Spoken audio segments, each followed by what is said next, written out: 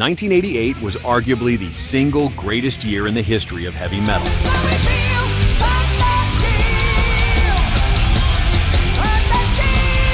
But while a handful of albums from that year became immortal, dozens of incredible songs slipped through the cracks. Here are 14 metal songs from 1988 you forgot were awesome. Number 14, Eternal Nightmare by Violence.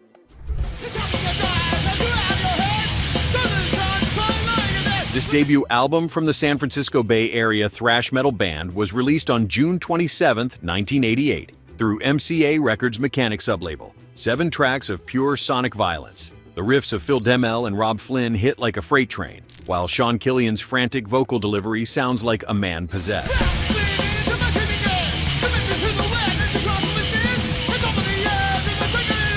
The album peaked at number 154 on the US Billboard 200, a remarkable achievement for a debut thrash record on a niche label. It is considered an essential release in the genre by Revolver magazine. The lineup featured Phil Demmel on guitar, Rob Flynn on guitar, and Perry Strickland on drums.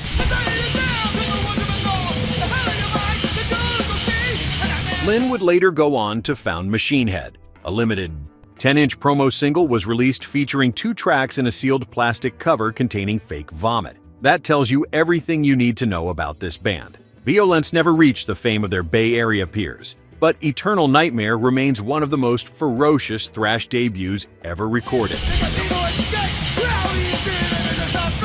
Number 13, Masked Jackal by Coroner.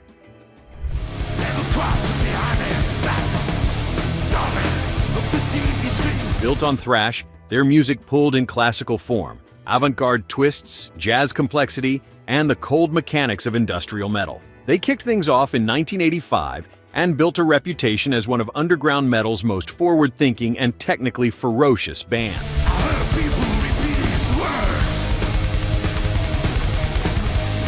Punishment for Decadence is the second album by the Swiss thrash metal band, released August 1st, 1988. Masked Jackal is the standout cut, a razor-sharp showcase of precision thrash. The song even got its own music video, a rarity for underground thrash in 1988.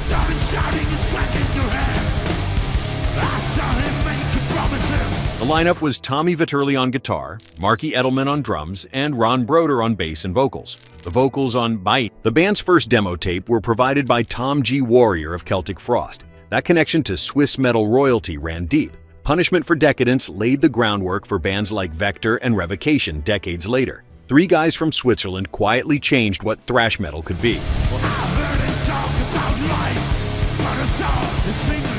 Number 12, Pull the Plug by Death.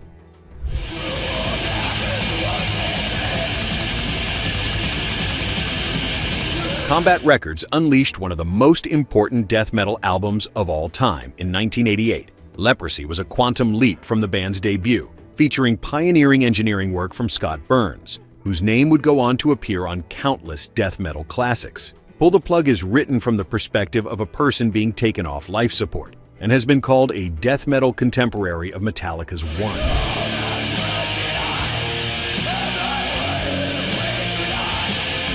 The riffs are colossal, the drumming relentless. Chris Reifert had vacated the drum stool to form Autopsy, and was replaced by Massacre skinsman Bill Andrews, whilst fellow Massacre member guitarist Rick Ross also joined up. Chuck Schuldiner was just 20 years old during the recording sessions, yet his songwriting maturity was staggering.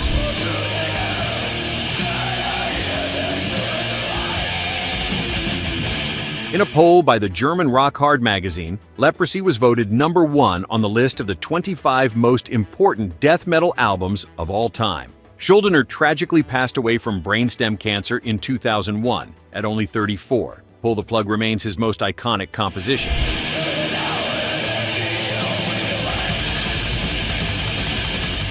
Number 11, Tribal Convictions by Voivod.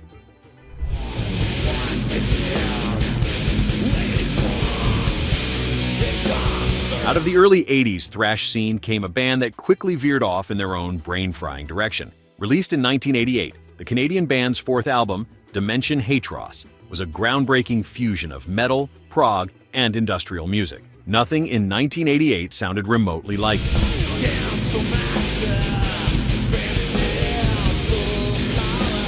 Tribal Convictions is a simpler, Sabbath-like number, which opens with some primitive drumming courtesy of Michel Langevin, who also designed the album's cover. Guitarist Dennis "Piggy D'Amour is one of metal's finest. Langevin said it helped a lot of people understand that metal could be very diverse.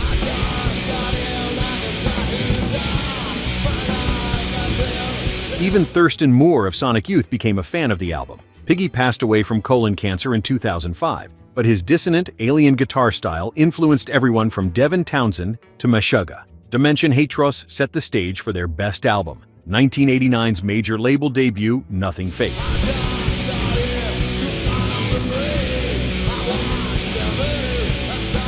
Number 10. Twist of Cain by Danzig.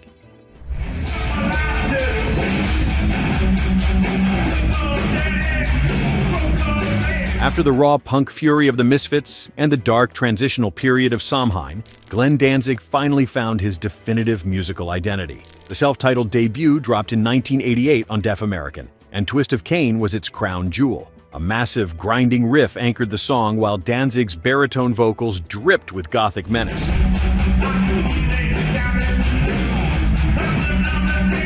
Producer Rick Rubin stripped the sound down to its heavy essentials. No filler, no flash, just raw power. The album featured guitarist John Christ, whose thick, bluesy tone gave the band its signature crunch.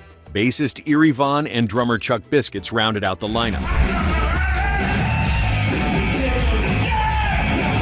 Metallica's James Hetfield sang uncredited backing vocals on the track due to contractual obligations with Elektra Records. Fans have long noted the similarity between that riff and the one that would open Metallica's Enter Sandman 3 years later. The debut eventually went platinum. Twist of Cain still sounds like a warning from the underworld.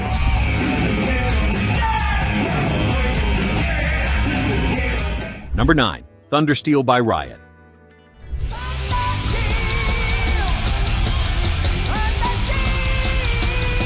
After a 5-year silence that most fans assumed meant the end, guitarist Mark Rial resurrected the band with a completely new lineup and a radically heavier sound. The previous incarnation of Riot leaned toward the hard-rocking swagger of bands like Kiss and Aerosmith. Thundersteel was released in 1988 on CBS Records, a blazing speed metal statement that blindsided everyone.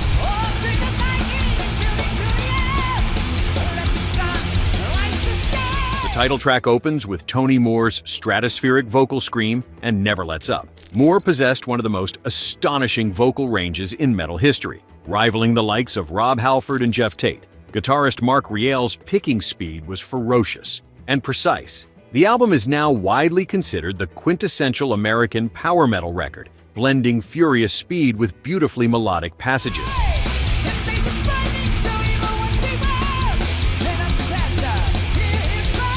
Its influence echoed through Iced Earth, Jag Panzer, and even Judas Priest's Painkiller 2 years later. Raleigh passed away in 2012, but Thundersteel remains his greatest monument.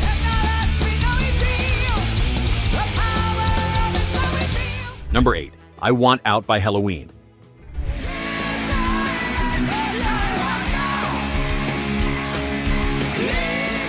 Guitarist Kai Hansen was in hospital recovering from hepatitis B when he realized he was done with the band he had founded. It was the end of 1987, and Hansen had gotten sick on the US leg of the German power metal Trailblazers tour. So he channeled his frustration into one of the greatest power metal anthems ever written.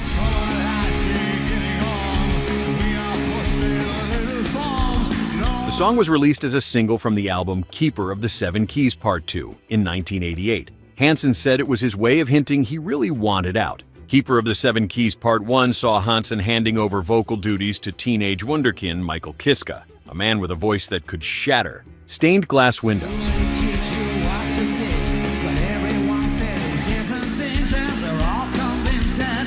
The promo video was shown on MTV, introducing Helloween to a global audience for the first time. By the start of the following year, Hansen was no longer a member of Helloween. He formed a new band, Gamma Ray. The self-fulfilling prophecy of the song had come to pass. I Want Out endures as one of European metal's defining moments.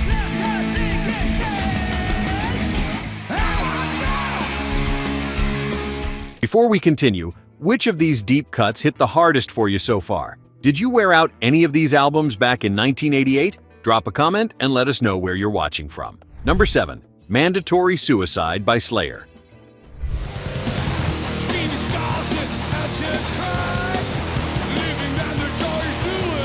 South of Heaven was originally released on July 5, 1988. The album was the band's second collaboration with producer Rick Rubin. After the 29-minute blitzkrieg of Rain and Blood, most fans expected an even faster follow-up. They got the opposite. Slayer deliberately slowed the tempo down and expanded their sonic palette.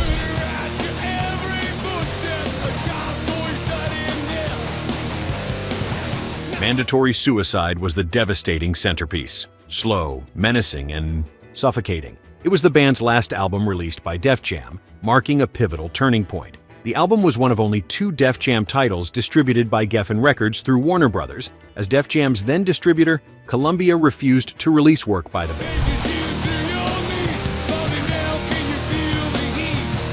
Columbia literally refused to touch Slayer. That controversy only fueled the album's legend. South of Heaven proved that heaviness was never just about speed. Mandatory Suicide remains one of the most chilling anti-war songs in metal history.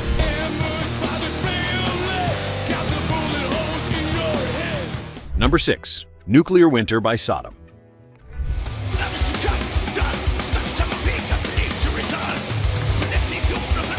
Part of the infamous Teutonic Trio alongside Creator and Destruction, Sodom were the dirtiest and most war-obsessed of the three. Persecution Mania arrived at the close of 1987 on Steamhammer Records and was widely distributed through 1988, and Nuclear Winter was its most devastating track.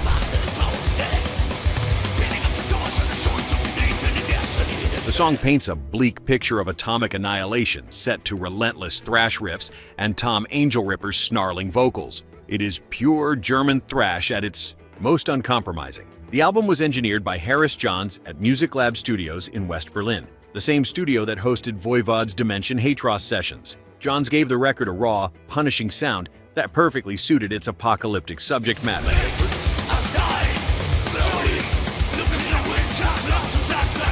Persecution Mania pushed Sodom beyond their primitive early recordings and set the stage for their 1989 masterpiece, Agent Orange. Frank Blackfire's guitar work brought a new level of technicality to the band. Nuclear Winter still sounds like the end of civilization.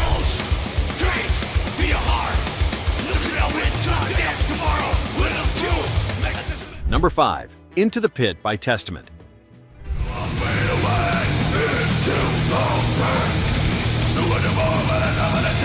Bay Area thrash was at its absolute peak in 1988, and Testament were right at the center of it. The New Order was released on Megaforce and Atlantic Records and was a major step forward from their debut, The Legacy. Into the Pit is just under 3 minutes of pure fury, a relentless mosh pit anthem driven by the twin guitar assault of Alex Skolnick and Eric Peterson.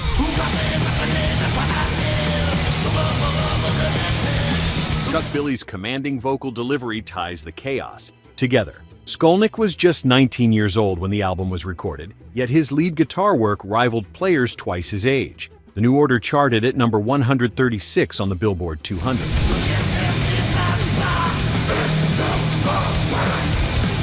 Testament were among the few thrash acts getting love on both MTV's Headbangers Ball and the underground tape trading circuit simultaneously. Into the Pit remains one of the most ferocious mosh anthems ever committed to tape. Number 4. Miracle Man by Ozzy Osbourne.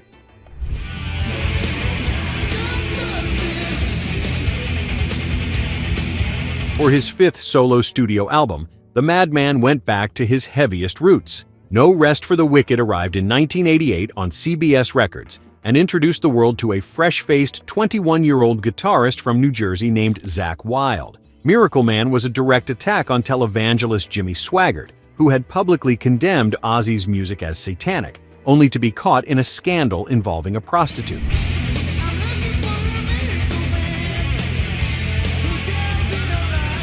The irony was too rich for Ozzy to resist. Wylde's audition tape had blown Ozzy away, and the young Axeman announced himself with searing, aggressive riffs on his very first studio recording. Miracle Man became a rock radio hit.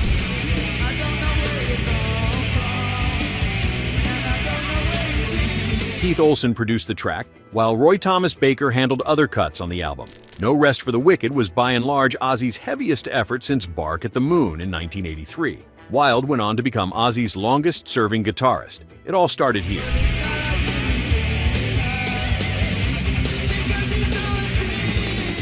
Number 3.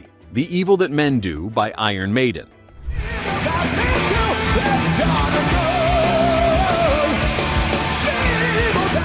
Seventh Son of a Seventh Son hit number 1 on the UK albums chart upon its release in 1988, a stunning commercial peak for a heavy metal band in an era dominated by pop. The album was a full concept piece built around the folklore of a seventh son possessing supernatural gifts, Maiden's most ambitious and expansive work to date.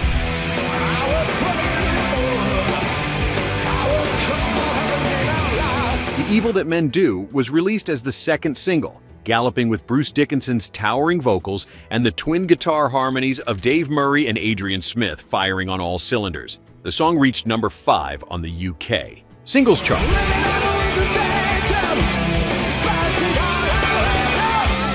The album spawned no fewer than 4 singles that all cracked the UK top 10. Producer Martin Birch delivered a polished yet powerful sound. Many consider Seventh Son to be Maiden's last truly classic record of their golden 80s run. The Evil That Men Do captured Maiden at the absolute height of their powers.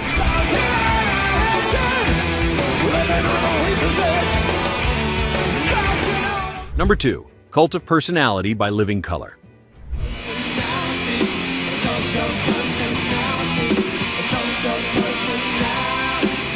Vernon Reid's guitar sounded like nothing else on the radio in 1988. Vivid, the debut album on Epic Records, peaked at number 6 on the Billboard 200 and was certified double platinum. Cult of Personality cracked the top 20 on the Billboard Hot 100 and won the Grammy Award for Best Hard Rock Performance in 1990.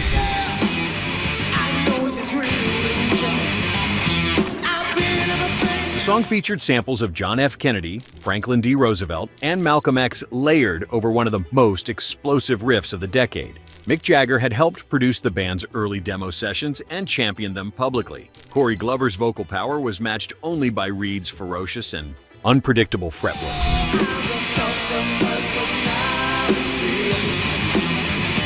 Living Colour broke significant racial barriers in the hard rock and metal world at a time when the genre was overwhelmingly white. Will Calhoun on drums and Muzz Skillings on bass completed one of the tightest rhythm sections in rock. Cult of Personality proved that metal had no boundaries.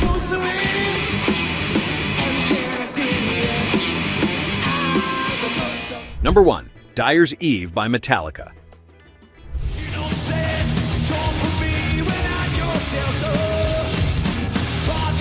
The final track on Injustice for All is also the fastest song Metallica ever recorded. While one dominated MTV and became the band's crossover moment, Dyers Eve remained buried at the end of the album, a relentless thrash assault that most casual fans never discovered.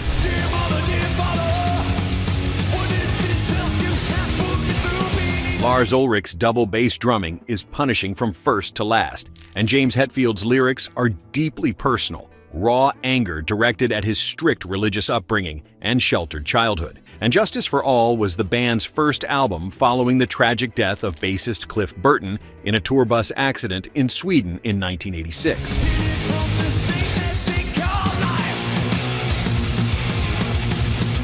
Jason Newsted had joined the fold, though his bass was infamously buried in the mix. The album debuted at number 6 on the Billboard 200. Dyers Eve was never performed live until 2004. Reportedly because Ulrich found the drumming too physically demanding to replicate on stage.